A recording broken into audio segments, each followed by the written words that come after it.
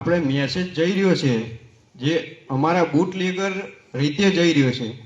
શું કારણ? શું કારણ કે અમે બુટલેગર છીએ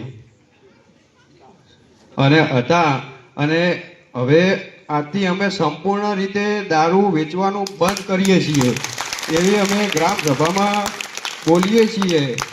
એવો આજથી અમે મેસેજ મેલીએ છીએ, ખાતરી આપીએ છીએ કે આજથી સંપૂર્ણ રીતે અમે દારૂ બંધ કરીએ છીએ. બોલો દુધેશ્વર મહાદેવની જય.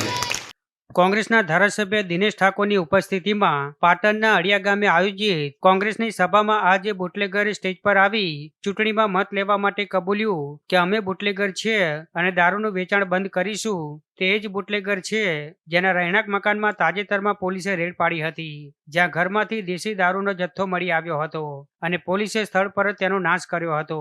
ત્યારે કોંગ્રેસની સભામાં બુટલેગરે જાહેર સભામાં દારૂ બંધ કરવાની ખાતરી આપતા અને જાહેર સ્ટેજ પર જોવા મળતા પાટણ જિલ્લા પોલીસની કામગીરી પર અનેક સવાલ ઉભા થઈ રહ્યા છે.